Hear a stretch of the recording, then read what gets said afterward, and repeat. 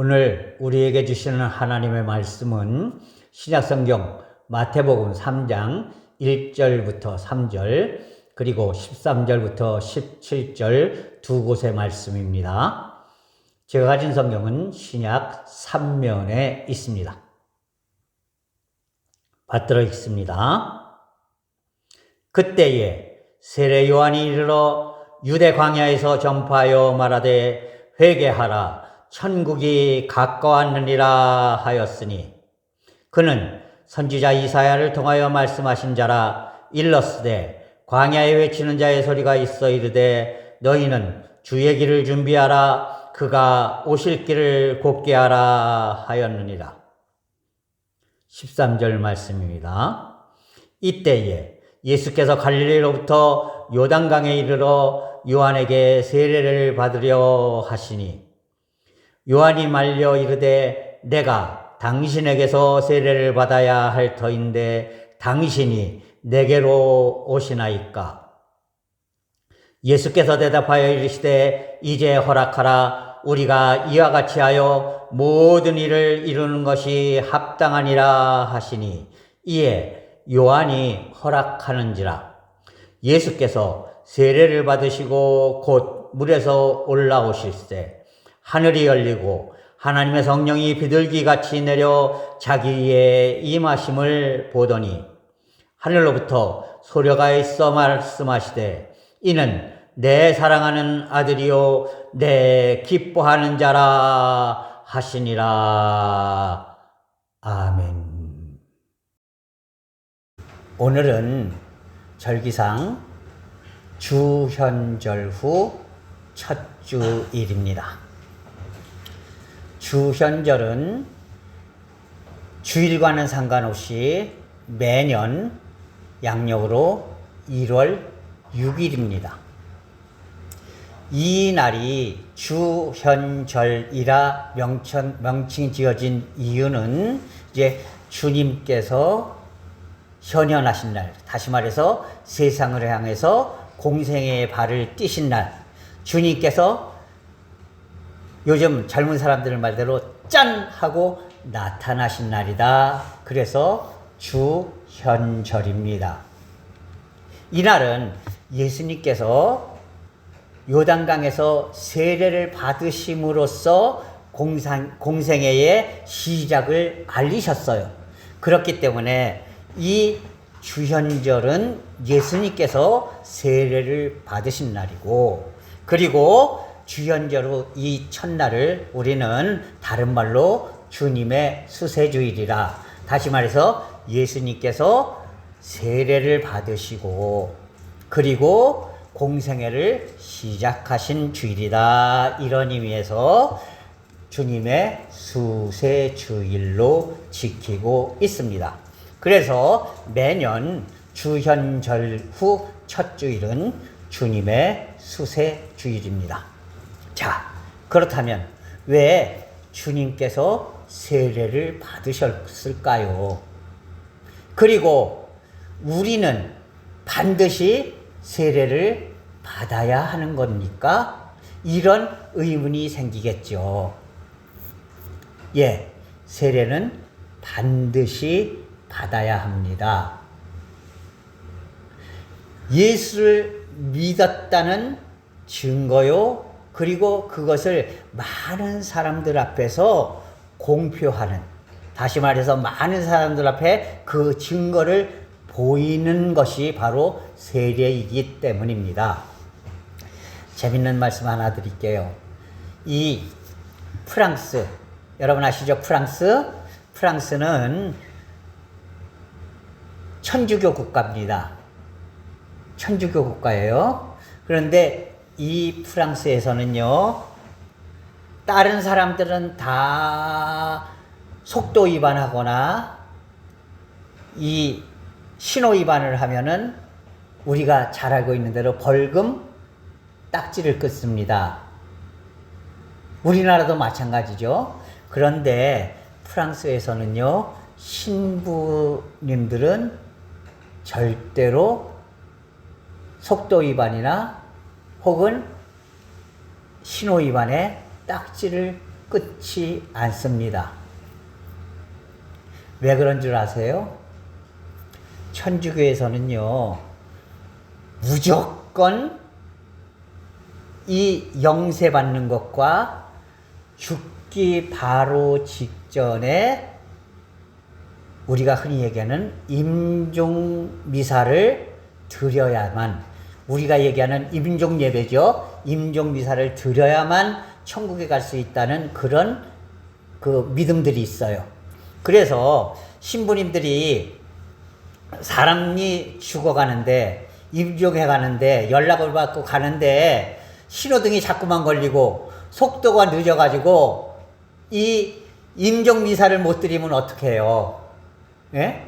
그래서 이제 신부님들은 속도 위반 그리고 신호 위반 딱지를 끊지 않습니다. 왜냐하면 그거보다 더 중요한 게 돌아가시는 분들을 위해서 임종미사를 드려주는 게 그게 가장 중요하기 때문이라고 생각합니다. 여러분, 이만큼 세례와 임종은 매우 중요한 의미를 갖습니다. 그래서 목사님들도 여러분들 이제 임종 예배를 가게 되면은요, 아직 돌아가시지 않으신, 소천하시지 않으신 분들 임종할 적에는 꼭 예배 마지막에 예수님 믿으십니까? 아멘 하세요 하고 이 질문을 꼭 합니다. 왜냐하면 돌아가시기 전에 마지막으로 당신의 입으로 나는 주님을 믿습니다라는 것을 고백하게 하기 위해서, 그래서 꼭 아직 살아계실 적에 임종예배를 하면은 그 당신의 정신으로 내가 예수님을 믿습니다라고 고백할 수 있도록 그 질문을 꼭 드리는 거예요. 이만큼 세례와 임종은 매우 중요한 겁니다. 그래서 우리 그리스도인들도 역시 세례를 반드시 받아야 한다는 것입니다. 그 첫 번째 이유는요, 바로 오늘 우리가 함께 읽은 마태복음 3장 1절부터 3절에 있는 말씀 속에서 나옵니다. 세례 요한이 많은 사람들에게 무엇을 선포했습니까? 무엇을 선포했다고요? 회개하라. 천국이 가까웠느니라.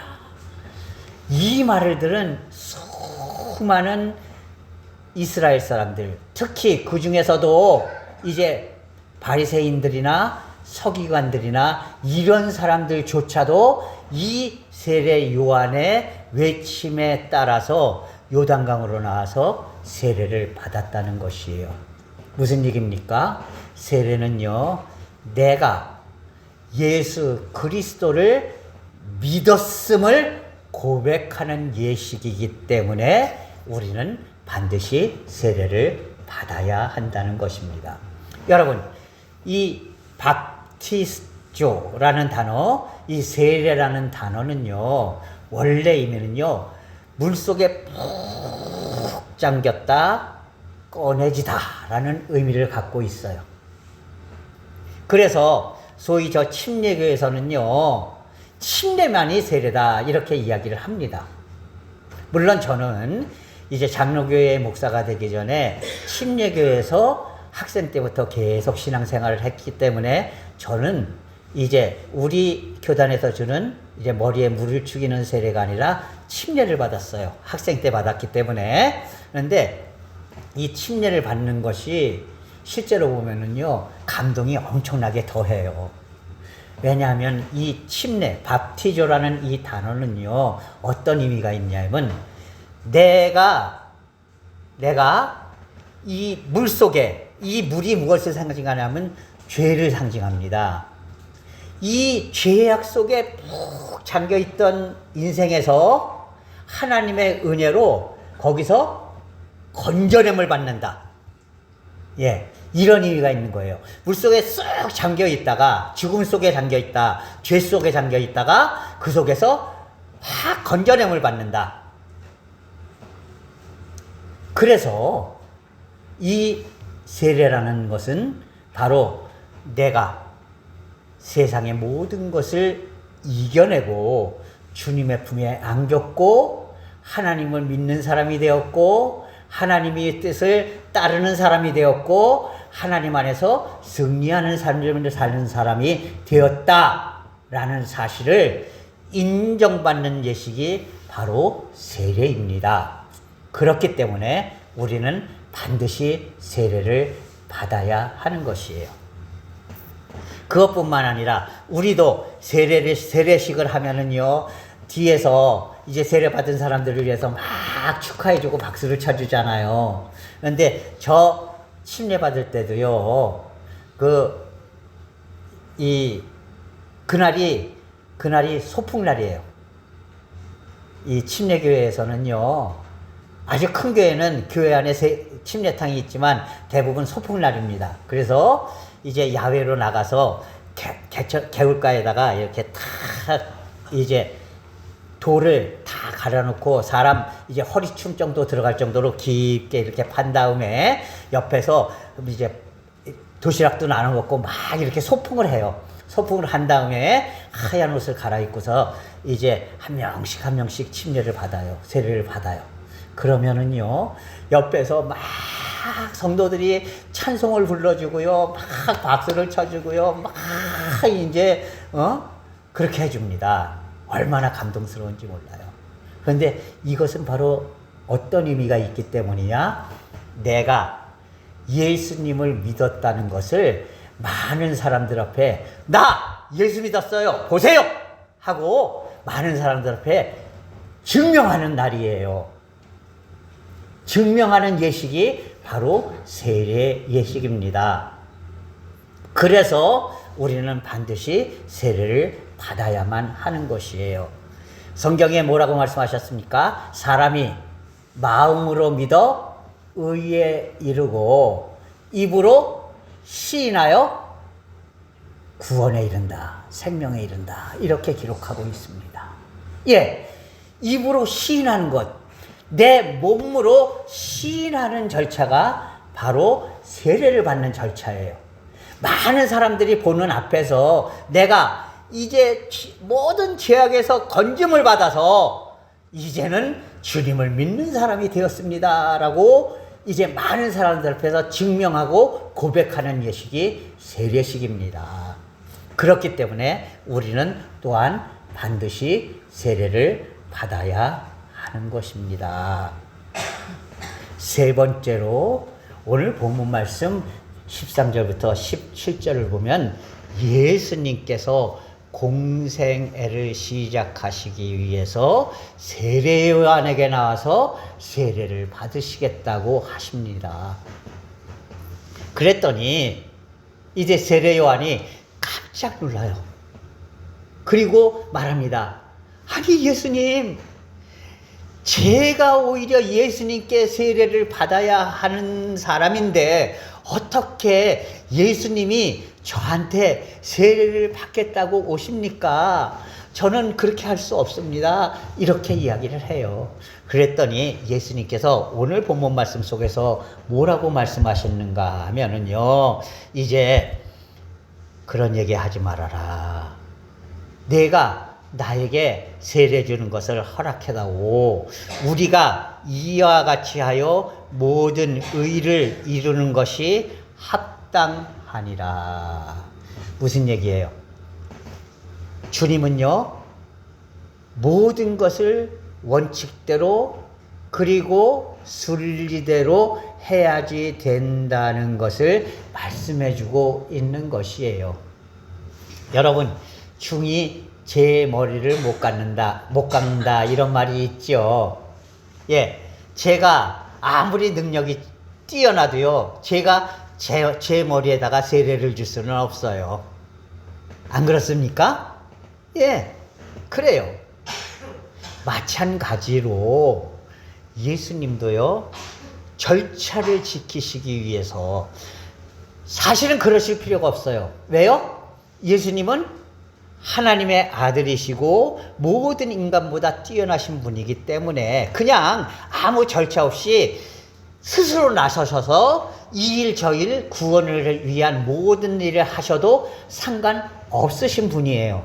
하지만 중요한 것은 너희는, 이 모든 인간은, 이 인간의 모든 생사화복은 바로 하나님이 정하신 절차에 의해서 이루어져야 한다라는 것입니다.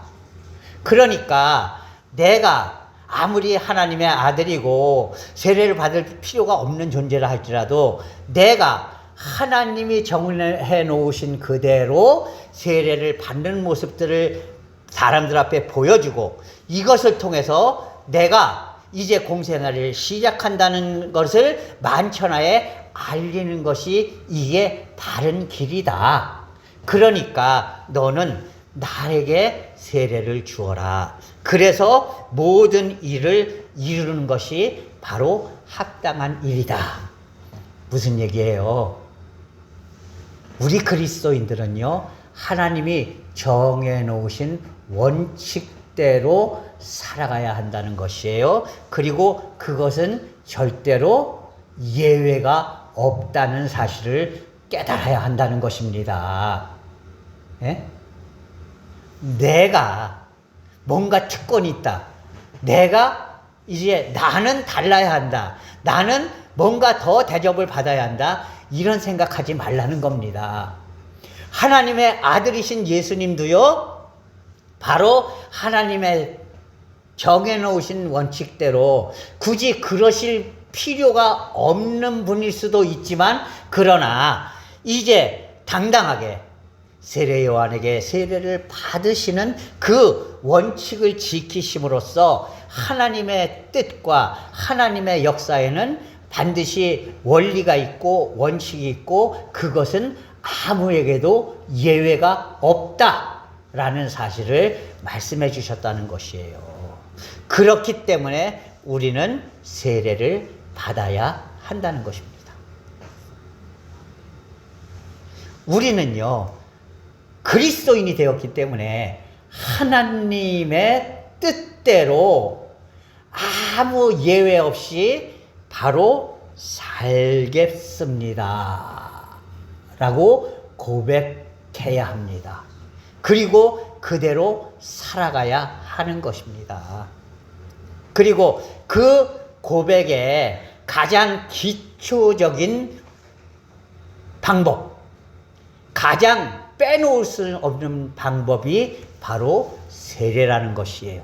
많은 사람들 앞에서 세례를 받음으로써 나는 이제 하나님의 것으로서 하나님이 원하시는 대로 하나님이 기뻐하시는 삶을 살아가겠습니다 하는 것을 나 자신에게도 고백하지만 그 세례받는 자리에 앞에 있는 모든 사람에게 또한 고백하고 결단하는 것이 바로 세례라는 사실을 여러분 기억할 수 있기를 바랍니다. 그랬기 때문에 오늘 이 자리에 있는 여러분들도 다 세례를 받은 것이에요. 이 세례는 바로 내가 하나님이 백성이 되었습니다 고백하는 것이었고요. 두 번째요, 나는 하나님의 뜻대로 사는 사람입니다 고백하는 것입니다. 바로 이 세례를 통해서 하나님께서는요, 예수님을 향해서 이제 성령을 내려주셨습니다. 하늘에서 하늘이 열리고 하나님의 성령이 비둘기같이 내려서 예수님의 머리 위에 임하였다라고 오늘 성경은 기록하고 있습니다. 그리고 그 순간 하늘로부터 소리가 났습니다. 무슨 소리가 났습니까? 이는 내 사랑하는 아들이요 내 기뻐하는 자니라. 우리가 세례를 받았을 때에 하나님께서는요, 우리 심령을 향해 그리고 온 성도들을 향해 이렇게 말씀해 주신 거예요. 얘야, 너는 내 사랑하는 아들이고 내 기뻐하는 자다. 그리고 그 자리에 옆에 있던 성도들에게 이렇게 이야기를 합니다. 보아라, 이는 내 사랑하는 아들이요 내 기뻐하는 자다. 너희도 나와 같이 똑같이 그를 여겨주고 대접하고 인정해 주어라.